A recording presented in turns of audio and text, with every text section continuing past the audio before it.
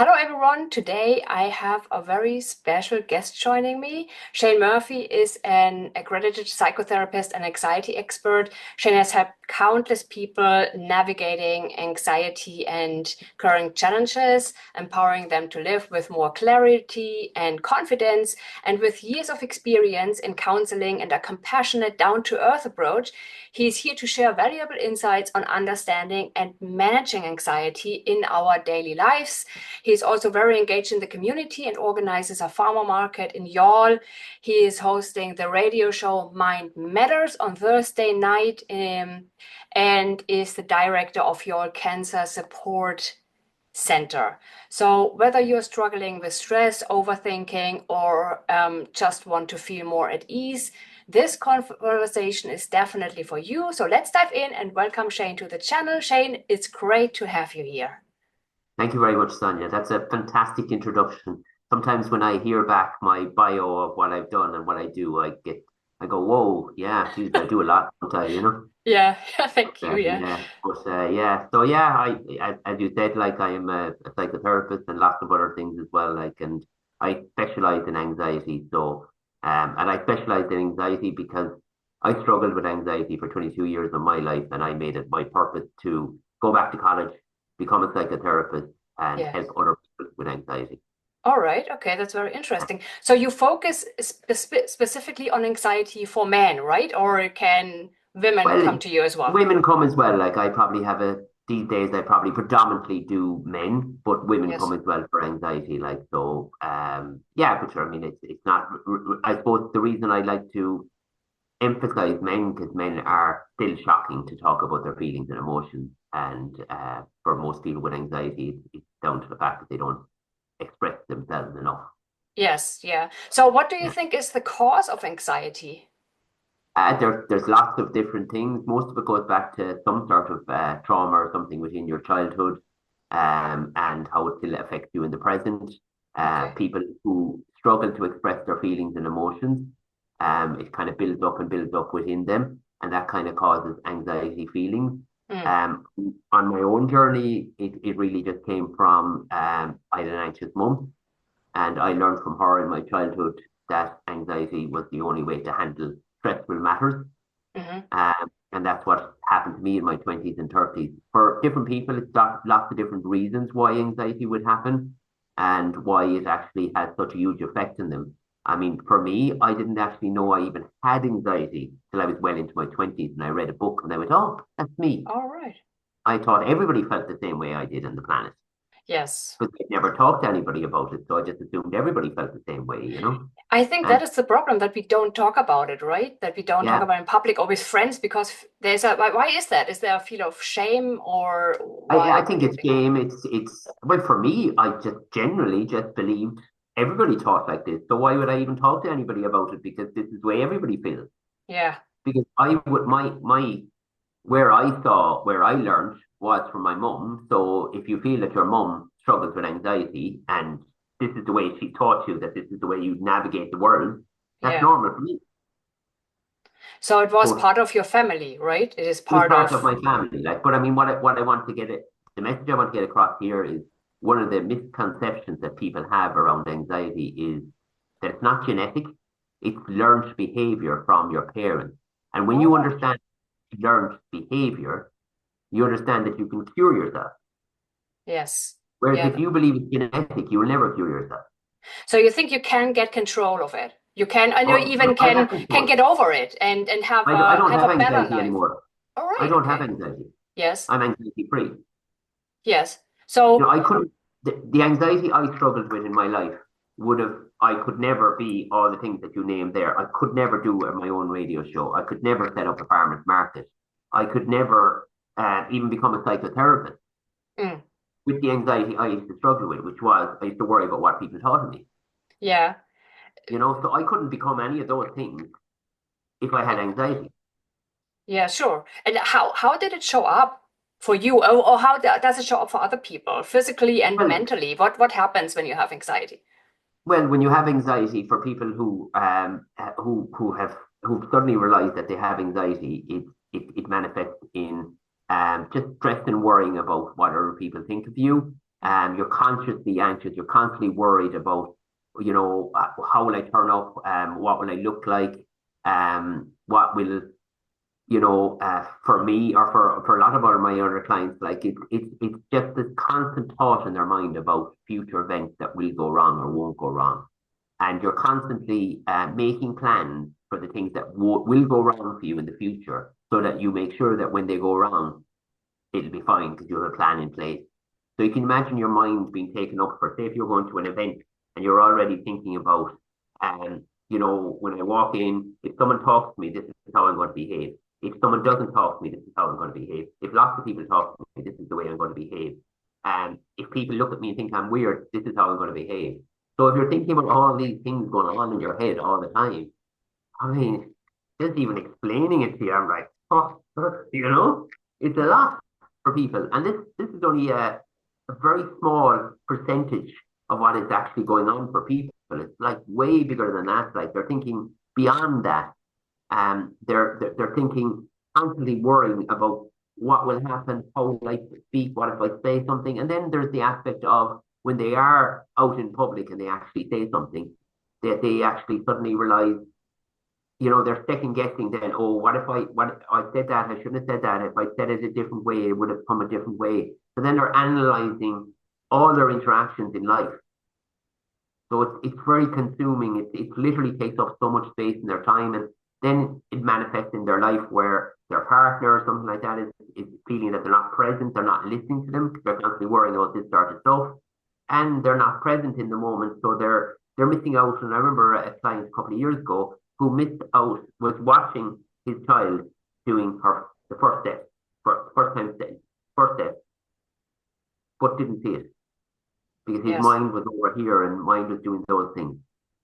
You Okay. know, so Yes. we lose reality. We lose everything now because we're worrying about everything that is out of our control. So You know. can you actually say that it starts with a negative mindset and then it takes over your life and everything you do? Yes, 100%. And you Okay. assume everything is going to go wrong. You assume that everything is wrong. That sounds And very exhausting.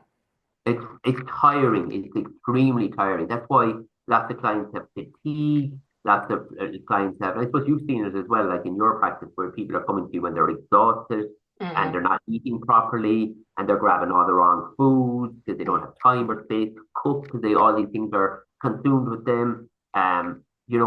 It's just like people who are busy in their lives. That's the physical busy, but then the busy in the mind as well. It is, as you said, exhausting. It is very, yeah, it sounds very exhausting. So, what would you say? Because you just said as well, my clients come to me and they're exhausted, and you're totally right. They don't have the energy to cook and they don't feel like it. It's not only the energy, they don't feel like it, that they really don't want to do it. They want to rest. They want to focus on easier things, easier and like that. So what would you say are effective strategies for managing it? How can you get over it? What can you do to the first steps, and how can you continue the journey then? What is your Well, the, approach here? the first step is the thought. Okay. The first step is actually getting the thoughts that you're actually thinking on a piece of paper. I have thought logs and all that sort of stuff that I send a lot of my clients and stuff. But even outside of that, the most basic thing is to actually write down on a piece of paper all these thoughts that are going on in your head, because it's been proven scientifically that the connection between the brain going down along the arm into a viral, okay, and the ink actually coming out is an actual release of all the things that are actually happening in your head. And when you can write down the thoughts that are going on in your head, you can actually look at those thoughts and you can actually say to yourself, is that real? Can that actually happen? And when you read it on a piece of paper compared to being stuck in your head, you suddenly actually realize, oh, I don't see how that can actually happen. It's totally fabricated. As I say to people, there's a fabulous word in the world of psychotherapy called catastrophization. And if Mm. anybody has ever dealt with any anxiety, they know exactly what that word means. And to me, that word means a disaster movie. You're assuming the worst case scenario that can actually happen of an event that might or might not happen in the future. And when you write it down on a piece of paper and see it in black and white, you suddenly go, That can't happen.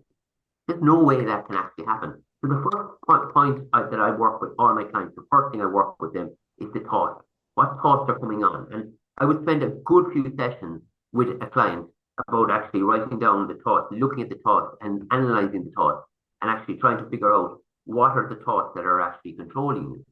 And the second part that I would actually suggest to people, and it's quite an easy one to do, is your voice inside you. So your voice that's inside you at this very moment in time should be saying, Sonia, you're absolutely fantastic. You're absolutely rocking it. You're doing a fantastic job. You're really knocking it out of the park, which I know your voice tells you, right? Because you couldn't accomplish all the things that you accomplished unless you were listening to your positive voice in your head. But most people, that positive voice is just a little tiny little blip in the corner going, you're brilliant, you're fabulous, you're brilliant, because they can't hear it. They're dominated by these negative voices that are in their head. And the trick is, I would work on trying to find out who owns that voice. So that voice could be owned by a father, a mother, an uncle, an aunt, a teacher, a brother, a sister. It could be owned by anybody. But I guarantee you, you will actually suddenly figure out who owns the voice. And then, because we're on YouTube, I can't say this word, I would say to the client, tell that voice to bleep off. Okay? Okay. You understand what I'm saying? So I just literally, you have to go into like kind of real strength to actually tell that, like, go away, I don't want to listen to you anymore. Dad, get out of my voice. Mom, get out of my head. I don't want to listen to it. And have fun with it.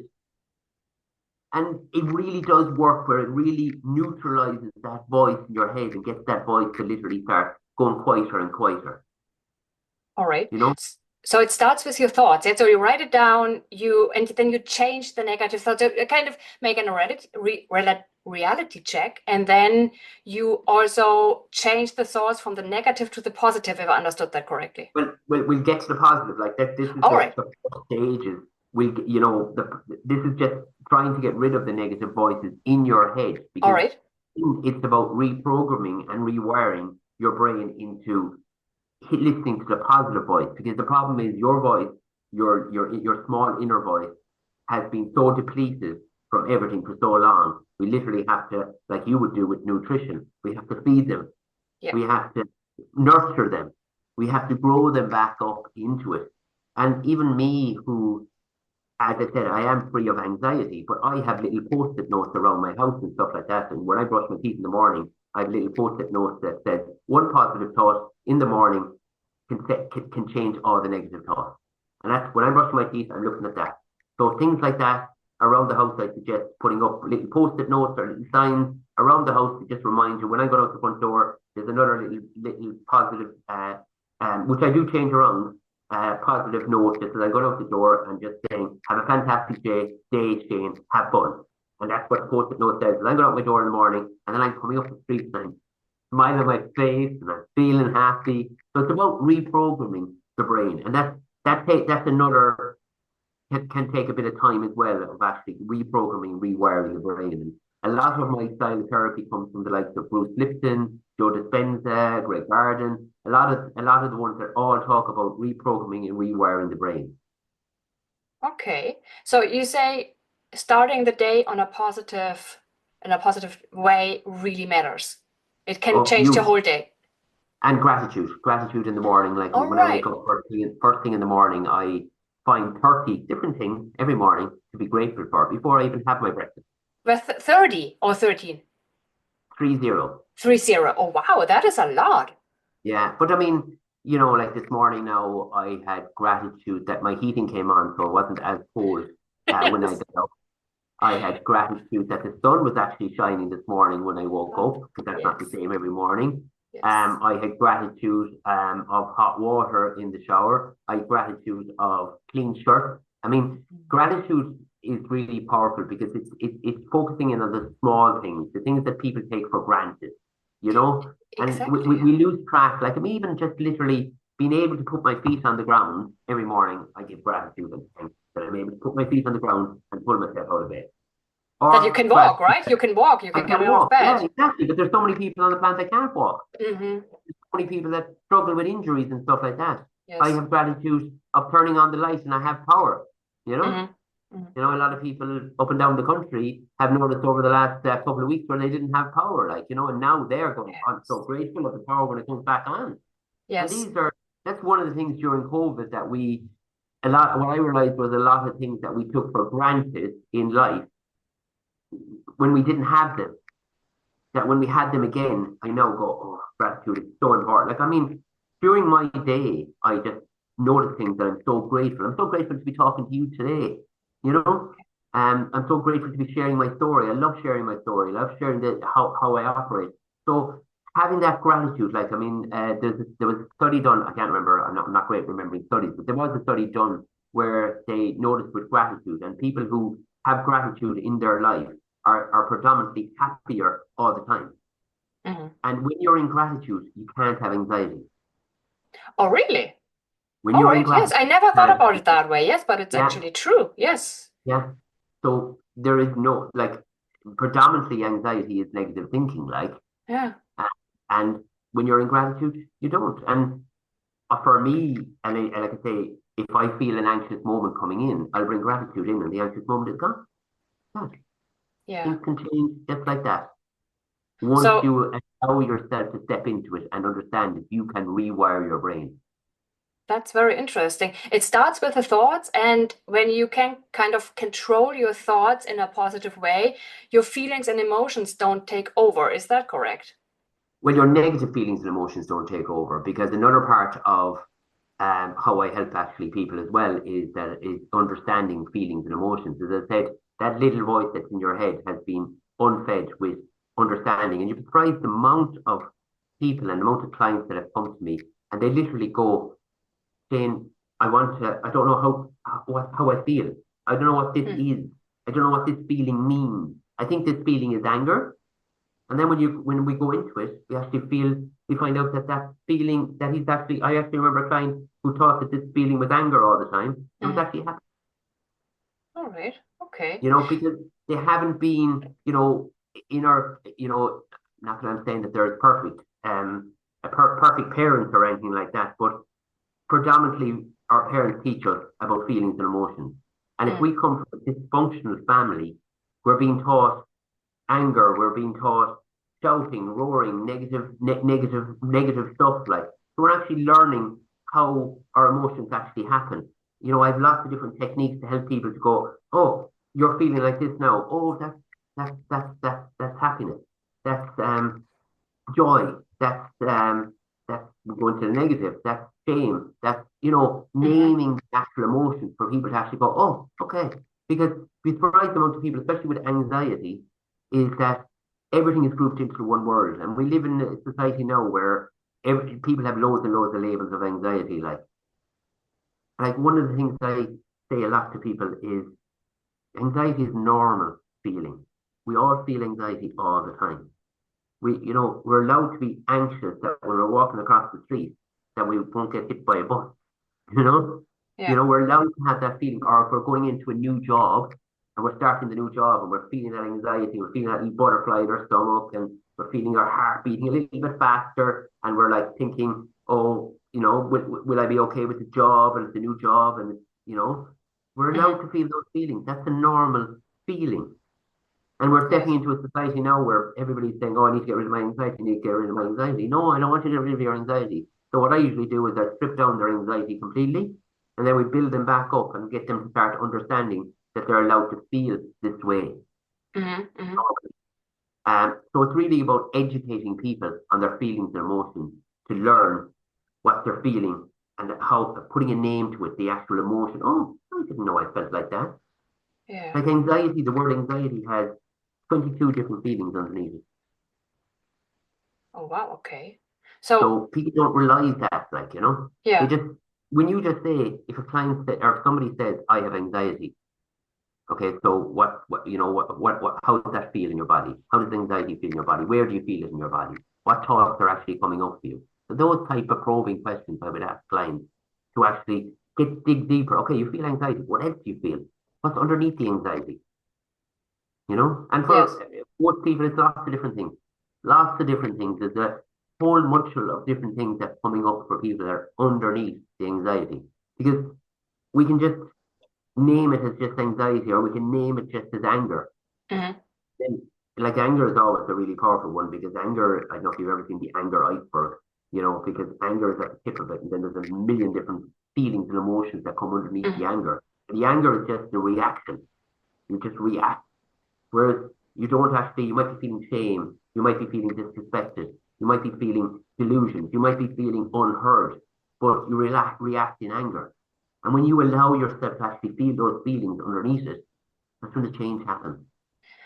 So the anger is the second feeling, or I don't know how to call it in English, Well, but I you suppose feel you feel something added on that, you develop the anger to not feel the other feelings, right? correct, correct. So let's say you're in your childhood, your mother puts you down all the time, or your father or a parent puts you down and says negative things about you and keeps on pushing you down, and tells you things like, you can't feel that way and don't react like that and all that sort of stuff. Eventually, the child will erupt with anger and will learn that that's how I'm heard is with anger.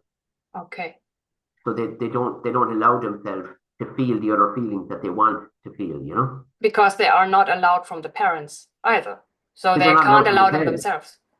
Yeah, yeah. They don't allow themselves. This is what they're being taught. They're being pushed Okay. down, pushed down, pushed down. Then they react with anger, and they suddenly their parents suddenly go, "Okay, I hear you." And they go, "All right. So when I get angry now, you hear me. Okay." you All know? right, that is how it's developed. Yeah, yeah, Yeah, yeah. that's how a lot of those thoughts are. And I suppose one of the things I would like to say is, with what's going on for us in our childhood. All these feelings and all these things, and even getting angry and all that, are things that actually help us in our childhood. And they do a fantastic job in our childhood to protect us from whatever they need to protect us from. Hmm. But the mistake is when we step into adulthood, we take those in us. They don't work as well in adulthood. And that's where a lot of anxiety comes from as well. Patterns Yeah. that we do in our childhood, which work for us, because children are very black and white. They're just black and they're white, and there's no middle ground, there's no grey. Whereas in life, there's grey. You know what I mean? A lot of grey. So we don't know how to interact as adults when we bring our patterns from our childhood. So it would be great if in life now that you could, I think in the schools that they should have, some sort of a program where 16, 17-year-olds start learning how to actually operate as human beings, as adults, rather than actually bringing the childhood patterns into the adulthood. So they have that in school in Ireland? No, I said I'd love No. if they did. Oh, you'd love. Yeah, all right. Okay, I misunderstood that. Okay, okay. I would love that as well. So, Yeah, um, so it is passed on from generation to generation, and someone in the family needs to do the break that to yes, change, right? 100%. So not pass it on anymore, and that is possible Yes, 100%. Not with only do I know it's possible from my own journey, yeah. but I know it's possible. I've helped about 1,000 clients now at this stage to actually change these patterns, and they've broken these patterns. You Okay. know, Yeah. so I suppose when I'm talking about what I'm talking about here, I'm talking about it with having actually succeeded with this, and I suppose my style therapy is present tense therapy. So it's about working with what's going on. Like everything I've explained to you so far there is about figuring these things out now and in the moment and here. And what makes me different to traditional therapy is that if we do have to go into the past, we go back into it from the present, whereas traditional therapy brings you back in there as a child, as a 12-year-old, or as a 5-year-old, or a 6-year-old, and gets you to feel those feelings and emotions. But you don't have to feel the feelings and emotions when you're in the present. So you can actually observe and be the observer of your feel of what's going on for you rather than actually getting pulled into the trauma. Okay, yes, I totally understand that. I like the approach way more. I was in therapy myself 25 years ago, and I was kind of walking always on the same spot. So I really didn't move on until I found a therapy that was giving me skills, as you do as well. You give the people skills and tools to work Mm-hmm. with. And I think that Yeah, is very important, yeah. And then later in the last year, I got personal coaching, and that really pushed me as well because they were focusing as well on positivity and mindset and so on, and that was really helpful. yeah. And they were also focusing on sleep and stress management and community. What do you think about that? 100%. I've started a program there with another colleague of mine who's a sleep expert. So we're now combining the anxiety and the sleep. And Mhm. I firmly believe that they're both interlinked. I've never come across anyone that struggles with anxiety that didn't struggle with sleep as well. So it's so important. And linking in with community, I suppose that's an awful lot of things that we did learn during COVID is that it was so important to link in with other people, to be involved with communities, getting yourself out there. Because a lot of people with anxiety, and even myself, I would never get involved with community because I'd be worried about what people think of me and stuff like that. Mhm. And as I say to all my clients, if you're not feeling uncomfortable, you're not doing the right thing. When you're feeling uncomfortable, you're doing the right thing. All right, so it's kind of hard choices, easy life, easy choices, hard life. So that you have Yeah, to expose 100%. yourself, and then if you don't expose yourself, you're just avoiding it, right? Completely, 100%. And the interesting thing about anxiety is your world can start getting smaller and smaller and smaller because you're avoiding so much. You're avoiding this, you're avoiding doing that. And I remember working with a girl a couple of years ago who was, and this is quite a young girl, like she's only in her 20s, and she hadn't left her house in over a year because we live in a society now where everything can be delivered, Hmm. um, and she worked from home. So she had the fear of going out and meeting people and what people would judge her. But society makes it now easier for people to do that. Whereas, 20 years ago, you would have had to go to the shop to buy your stuff. You would have had to go to a shop to buy your clothes, so you would have had to go out. But with anxiety, sometimes with extreme anxiety, it pulls your world into narrower and narrower, You don't go to social engagements, you don't meet up with friends, and again with society, with modern society, on gaming, I don't game, thank God, but on gaming, you're talking to all your friends while you're gaming, so Hmm. that community is slim, but the physical community is way more important. Handshaking, the the hugging, the actually just being in someone's company where they're actually talking to you really brings up the endorphins and everything in your body. So community is so important.